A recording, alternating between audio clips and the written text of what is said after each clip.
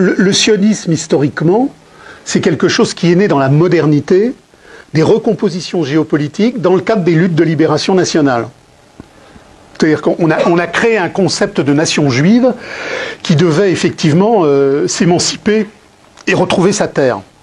Bon, déjà là-dessus, Marx, Shlomo Sand sont d'accord, c'est déjà un concept démographiquement qui n'a pas de sens, parce que les juifs contemporains n'ont rien à voir avec les hébreux classiques. C'est pas des gens qui retournent sur la terre de leurs ancêtres. 99,99% des juifs qui existent aujourd'hui ne descendent pas des hébreux, mais dans cette époque où le judaïsme était prosélyte, il y a eu en Europe et en Afrique du Nord, et même dans de multiples terres arabes, des conversions dans un sens et dans un autre. Donc, le concept sioniste du « on retourne chez nous », il est absurde ethnologiquement et démographiquement. Bon, ça c'est la première chose. Mais la deuxième, c'est que le sionisme n'est qu'un rameau d'interprétation du judaïsme. Et là, je renvoie à Marx sur la question juive, parce que c'est une question effectivement qui est décisive, en se rappelant que la question juive n'est pas une question raciale, parce que les juifs ne sont pas une race. Il n'y a aucun rapport génétique entre un juif de Marrakech et un juif de Vilnius. Il n'y a que quelques sites sionistes fous qui vous proposent l'ADN juif, mais bon, ça c'est mirifiquement aliénatoire, ça n'existe pas, donc il n'y a pas de race juive. Il n'y a pas non plus de réalité juive en tant que telle d'un point de vue religieux, parce que vous avez des tas de juifs qui disent « je suis juif, mais je ne crois pas en Dieu ». Donc c'est un autre concept que Marx a appelé la nationalité chimérique et que Abraham Léon a appelé le peuple classe.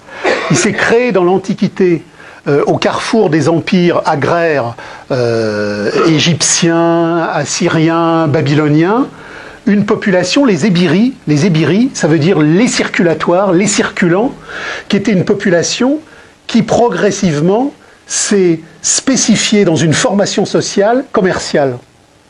Et c'est pour ça, dit Marx, qu'on ne peut comprendre la relation abrahamique, la religion abrahamique comme un contrat commercial.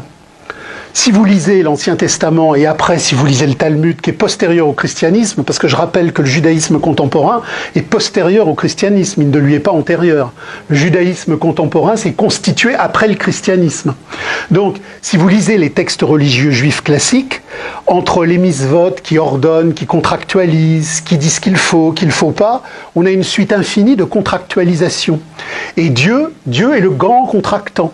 Et Marx dit, c'est une lettre de change entre un peuple classe et une mystification théologique qui représente justement le circulatoire monétaire. Oui, mais lisez la question juive, c'est le texte le plus radical, et ça permet de comprendre que c'est pas du tout un problème de race, c'est pas du tout un problème de religion, c'est réellement un problème d'histoire, d'aliénation et de devenir de l'histoire des forces productives.